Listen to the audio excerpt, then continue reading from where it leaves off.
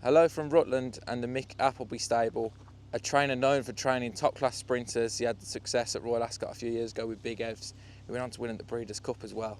Mick's got a really nice team of horses heading to Ascot and a few with chances in the sprint races, including Big Mojo. Come along as we get some horses to follow for Ascot and throughout the rest of the season. If you are enjoying the Tote stable tours, be sure to subscribe on YouTube and leave a like and drop a comment who do you want us to go and see after Ascot and beyond for the rest of the flat season. On the BHA website it says you started training in 1995, but you were with Andrew Baldwin in 2008 as a head lad. Yeah. How did you get started? So I trained before I went to Andrew Baldwin's for a short time, mainly jump horses. But not very, well, we had a few winners, we did okay, but not very successful. So then I'm good friends with Ian Baldwin, and Andrew just was sort of in the process of taking over from Ian, and so Ian sort of asked me whether I'd be interested in going there as an head lad for Andrew. So that's what I did. Went and head lad for Andrew for a few years. How was that? Yeah, it was good. Yeah, good experience. I mean, obviously we're a big sort of flat yard, and I'd not really worked much with the flat horses before because I always worked in jump yards. So they were a lot different going into a flat yard. But no, I mean, it was quite good. Learned quite a lot there. So I went to work for John Manners and rode pointing and under rules. I rode a few winners. I broke my leg quite badly, so I was out of action for quite a time. Then I went to be head lad for Roger Curtis in Lambourne. Yeah. A few years there, and then from there I sort of decided to have a go at training myself, which wasn't very successful first time round. And Tyra was saying you've been in this place for about 9 years now. Yeah, it's been, I think it's coming up to 9 years, yeah. Mighty impressive, and there's plenty of construction going on. You're Yeah, upscaling things. We keep building it up. When we bought it, it was a polo yard, so there were only like 2 barns there with a few stables. So we kept sort of building things, and we've got 105 stables here now. Just built a new staff house, 2 8-horse walkers. So we've got the gallops, all weather and grass gallops. So yeah, just keep improving the place. And Tyra was also saying you obviously known for being like an all-weather champion trainer, but you sort of changed tack now and have quite a nice few younger horses that are aimed at sort of turf races. Yes, I mean obviously we won the all-weather championship, championship 8 times. And so sort of after we sort of got Big Evs and Big Mojo and like some nice 2-year-olds, we sort of decided to sort of go in a different direction and try and more focus on sort of quality rather than quantity, which sort of worked for 2 years, but I don't know if it's working so much this year. You've had 4 seasons with over 100 winners in 2020, 2021, 2022 and 2023. That's some feat.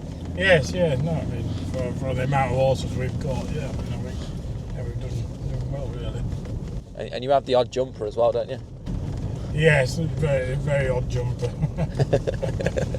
Keep saying I'm going to get one that we can go and win with, but it really works.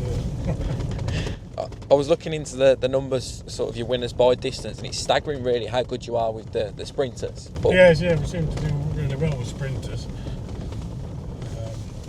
I think the gallops, our gallops just seem to suit the sprinters more than the sort of distance horses. But we did put a circular gallop in, which is 4 furlongs round for the distance horses. So we can sort of do more work on there with the horses that run over a distance. And obviously the success of Big Evs has sort of changed the landscape of how you train now. Yeah, exactly, yes, because I think we're a bit pigeonholed as sort of being a trainer that improved handicappers, really. So we're like getting some nice 2-year-olds and showing that we can do the job with them. I think that's sort of changed the perspective a bit. I was saying to Tara, it's almost like you've proven if you can have a top course that he can win anywhere, and the owners have sort of backed you now because you said you've got quite a lot of 2-year-olds that have come in. Yeah, they have, yes, yeah. Obviously we had a really good year. The last 2 years have been really good with them. It's not gone quite so well this year so far. I've had a few niggly problems, and then I think a lot of the 2 years we got this year seem a bit more backward than what last year's was. So we've not sort of run quite so many. And you've got a good team of jockeys here as well. It's got Alistair Rawlinson and Andrew Mullen have rode the most winners for you on the turf and all weather, but you've got quite good strike rates with the likes of Sylvester D'Souza and Tom Marquand. How do you sort of choose which jockeys you use? Yeah, I mean, obviously, likes with Tom and Sylvester. I mean, it's whether they're available or not. We've got sort of third dabs on Tom, which is quite good. Tom's very good, but obviously he's very hard to get hold of because obviously he rides a lot in the top races and for a lot of the top trainers. Obviously, Angus has got first dabs on him. But no, we try and use the best we can. But I mean, Ali Rawlins and Fred Larson, I mean, they're an important part of the team. I mean, Ali's been with us a long time. He's been with us from nearly day one. And I mean, he's done really well for himself. And then, I mean, obviously he had that bad accident at Windsor, and I mean, he's done well to come back from that, really. But no, I mean, he's a good part of the team. And I've got some of your best courses on the turf as Nottingham, Doncaster and Yarmouth, all fairly local or within striking distance of this base. Do you like having local winners?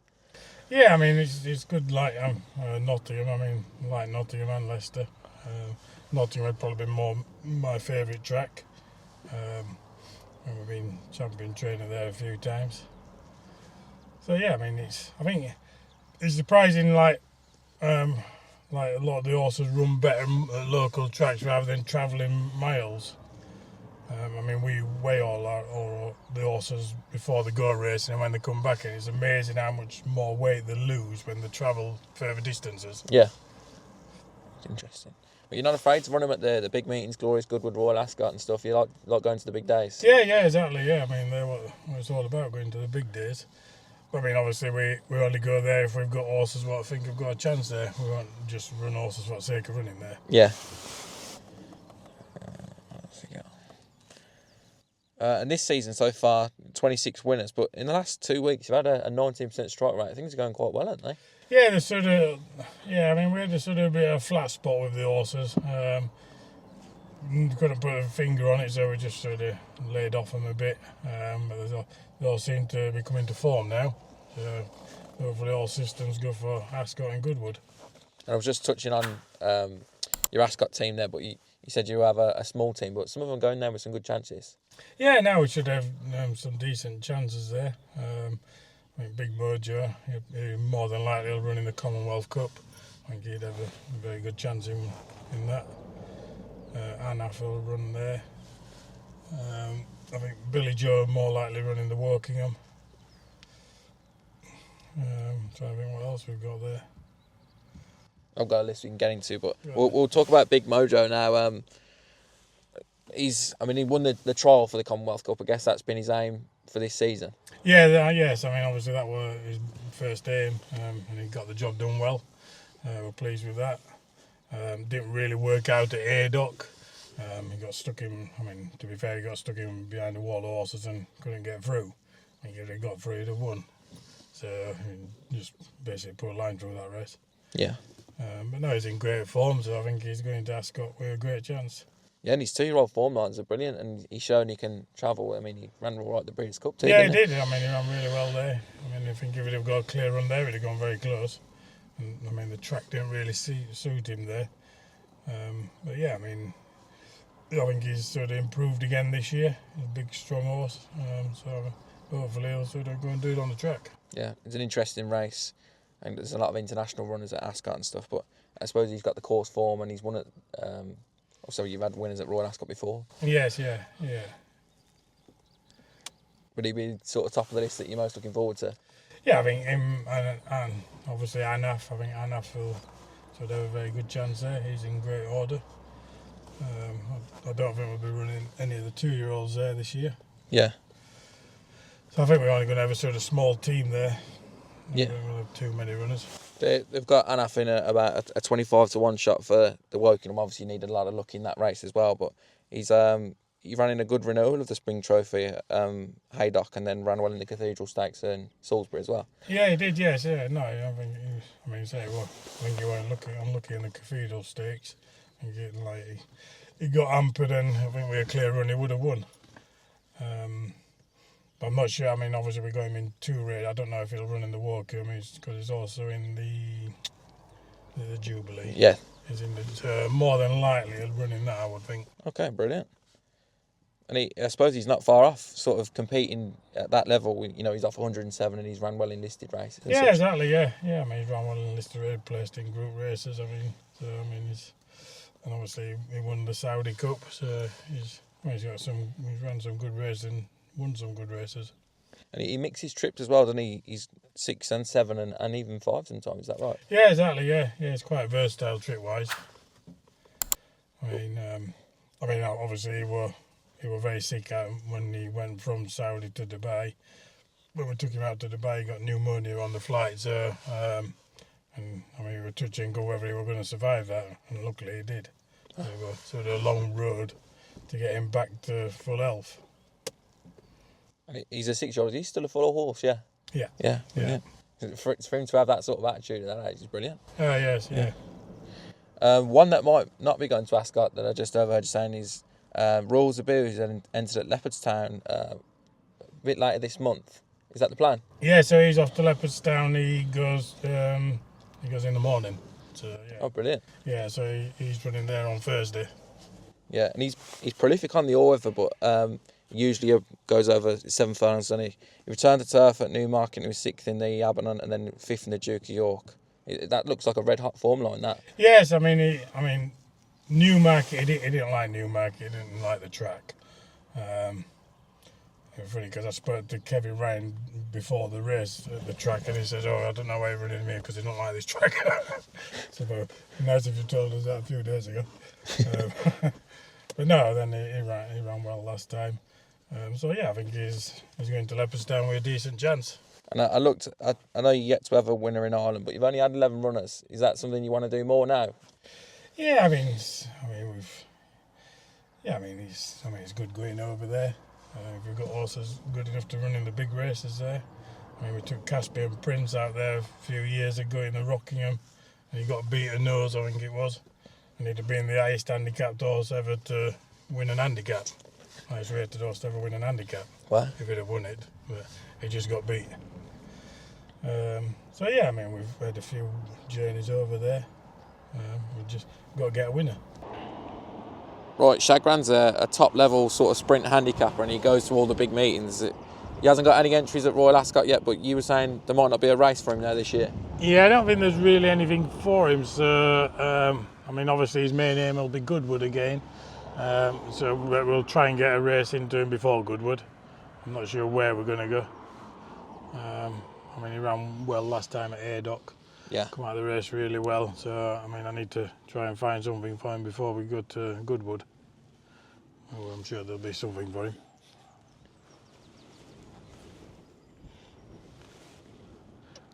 This is Anaf in front.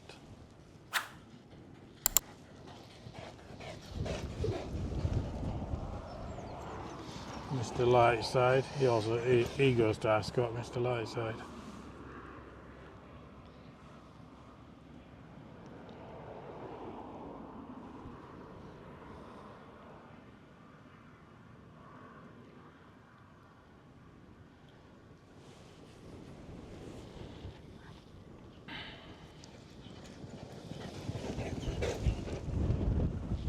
Did you say Mr. Lightside was in that group there? Yes. Yeah. Yeah. Ali Rawlinson won him. Yeah, he won 2 novice stakes last season. He was second on his seasonal return at Chelmsford in condition stakes, and then was it 5th in a listed race in the Dante meeting at York. Yeah. Yes. Yeah. I mean, he's done well. So we'll probably take him. He's in Ascot as well, so he'll probably run there, and then probably go on to Goodwood. He's in the King Charles, the King Stand. Yeah, the King Stand. Yeah. I think you'd have a chance in that. Yeah, I think he will do. Yeah. I mean, he probably won't be quite good enough to win it, but I think he'd have a good chance of being placed in it. Yeah. And as you say, you can go on to places like Goodwood. Yeah. Yeah, I mean, like, obviously then he'll go on to Goodwood after Ascot. I suppose he's not far off sort of, threatening them races off in 99 now. Yeah, exactly. I mean, he's creeping up there. I think he's improved again this year. So, I mean, hopefully he should be able to get above 100 this year. Hopefully, I mean, there's a few good races in him. Yeah. Billy Joe was second in the Buckingham Palace last year. Was also second at Glorious Goodwood. I mean, knocking on the door must have been frustrating. Yeah, exactly. We were placed twice at Glorious. We ran him twice at Goodwood, and he was placed both times. Yeah, I mean, he's as tough as anything. He ran really well at Doncaster on Saturday. Come out of that race really well. So he'll go to Ascot now. Obviously, probably running the Wokingham. I think he'll get in, and then he'll go on to Goodwood. Probably running the Stewards Cup, and I can't remember what the handicap was he ran in last year. He's all right, like backing up a few days after. Yes, I mean he takes his racing really well. I mean, he ran Goodwood twice last year and finished. I think he was second and third. Did you keep him down there when they did that? Yeah. He stayed down there. Yeah, because it's a long way to travel to go there and back. Penzance was one that you're saying might have a Royal Ascot entry, signed by the Horse Watchers. I know they work quite closely with you, don't they? Yeah, they do. Yeah, I mean they've been owners with me for a long time now. Been with us. Well, I mean obviously I gave them their first ever winner when they first got into the buying sort of racing horses. So yeah, I mean we've done really well together. They're really loyal owners. So it'll be good to get them some big winners. Hopefully Royal Ascot can go and win out in Ireland on Thursday. Yeah. And Penzance is quite consistent over a mile and a mile too, but he hasn't got the best record on turf, but he's brilliant on the all-weather. Yeah, I mean he probably is a bit better on the all-weather. So I mean I think we are sort of contemplating going abroad with him on the all-weather. I mean, there's a decent race in Norway and Sweden that we could aim for, possibly. But whether we'll actually go there or not, I don't know.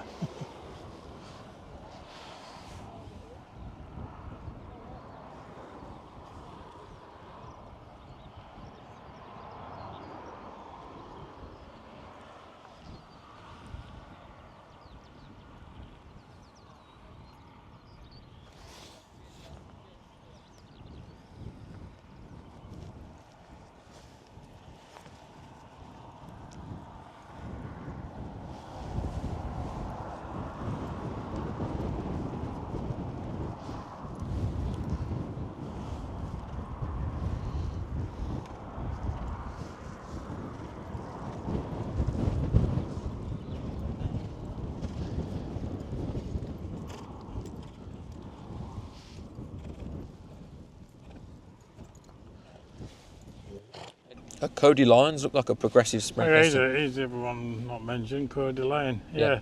I mean, quite impressive at Haydock. He's got an entry at Ascot. Yeah, he won it, as you say, he won at Haydock, and he's gone up £5 for that win. Yeah. Seems fair enough, because he won well. Yeah, he did it very well. I mean, he's a really nice horse. Yeah, so he's in the Buckingham Palace. So more than likely we'll run in the Buckingham Palace with him, I would think. Yeah. Billy Joe's in that as well. I'd say he'd have a good chance in that, because he looks really progressive. Yes, he's a nice horse, really nice horse. I think we got Nadal Shea Green in as well at Ascot. Yeah. I mean, obviously she won quite well last time. I think she's still improving. But she might not get in.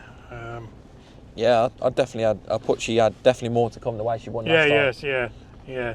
It's whether she'd get it. I mean, she might not get in the race. Yeah. It's a 0 to 105. Can't remember I think she won off 80 last time. Yeah, I'm not sure what I think they put her £6. I think. Yeah. I think it was £6. Yeah, they put her at 6. So she's 86 now. So I would say she probably won't get in. But you never know. She might. Yeah. She might sneak in. You've got a load of fast sprinters. You can't work them upside each other because they're all so fast. Yeah. Yeah, I mean, we tend not to work them together. Some of them we will, but some of them just work on their own. They breeze up on their own. Like Kane Gorn, he's pretty rapid, so he just normally breezes on his own. What else have we got? I got Cool Angel was down as an interesting one. He was a dual winner over 6 furlongs and he was 4th in Ascot handicap in May before 7th at York last month. Yeah, I mean, we're a bit disappointing with him at York. He just didn't really run much of a race. I mean, he ran okay, but I mean, he's probably just below top level, really. I mean, he's probably still got a bit more improvement in him. He's probably not going to sort of be a group horse. Yeah. And Daring Legend as well. Just got touched off by like a spry and informed mum's tipple last time in a 0 to 80 at York. Yes, yeah, right. No, he ran very well. I mean, he's one of them horses. He shows a lot more. He shows a lot more at home than he does on the track. I think he's got a lot more in him. But I don't think he sort of gives his all. Yeah. I suppose the guys will find a nice race for him though. Oh yes, yeah. I mean, I think he's got a nice race in him. He'll definitely win a nice race at some point. And then we just got King of Stars is back in training now. He got injured out in Bahrain. That must be 2 years ago now. He had a few runs last year, but he seems back in good order now. Yeah. Hopefully we'll get him back on the track soon. Tyra was quite excited about Moscow Power, the 2-year-old. Yeah, I mean he's nice. I mean he ran very well first time out, and to be fair, I mean I think that race at Nottingham where he ran in last week, I think that'll turn out to be a very good race. I think they've probably got a few group horses in there, so I think he probably ran better than what the outcome was. But yeah, he's really nice. Yeah. We're just going to give him a bit of time. I think he's still growing a bit, and probably he'll be better again in another month's time. And he said a lot of the 2-year-olds aren't like that forward at the moment, but have you got any that will be out soon? Yeah, I mean we've got a few nice ones. Got one of Paul Teasdale's Yorkshire Puds. I think he could be quite decent. He won't be too far off ready to run. I've got Jeremy Young. He's got a few nice 2-year-olds as well. Yeah. I mean, they just all seem a bit sort of behind what there was this time last year.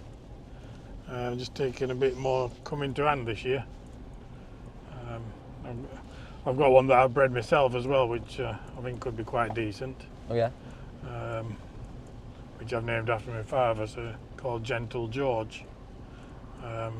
That's a mare that what I've got called Mops Angel. Yeah, so hopefully he could be quite speedy. Bred to be quite speedy by Sergei Prokofiev.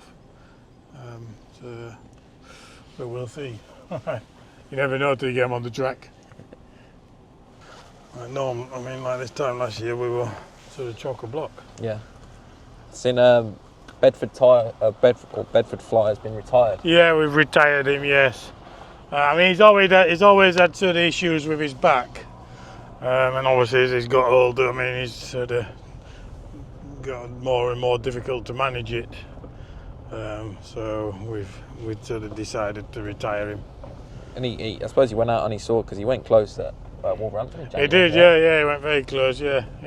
It'd have been nice if he could have gone out on a win, but No, at least he's retired in one piece, and I'm sure he'll have a happy retirement. Been a good servant to Paul and Rachel. Yeah. One I had down as a nicer older horse was Council. He's pretty good on the all-weather, and he was third at Nottingham before he was 7th at Ascot. Yes, yeah, no, yeah. I mean, he's good. I mean, he's just on a break at the moment. Yeah. So he's gone back to the owners for a break, and he'll probably come back in another month's time, I would think, because it's quite a busy campaign through the winter. Yeah. I suppose we should mention Bal Deiro after his impressive win at Doncaster the other night. What's the plans with him? Well, just have a look, see where we go with him next. I mean, there's plenty of races for him. I mean, he's on a nice enough mark. Man, they put him up £4 like, but he's back up to 90 now. But I mean, he's well capable of winning off that. So I'm sure they'll find a race for him in the next few weeks. Now we had Bell Shot. He won last time out. He were quite impressive. And what else did we had? Winchurch. We had him gelded, and he's come out and won. So I think the gelding it might just improve him a fair bit, because he's an horse that we've always thought had plenty of ability. So I think like now gelding him, he might just sort of eke a bit more out of him. He could end up a sort of decent sprinter. Nice. See who else we got. Blind Beggar, another good sprinter. Tara seems to think that he might have a speculative Ascot entry, maybe. Blind Beggar. Yeah. Yes, he could possibly go there. Yeah. Yes, I think he. I'm not sure what race we were going to go in. But he might, I mean, he probably won't get in, I wouldn't have thought. But you never, he might do. Yeah.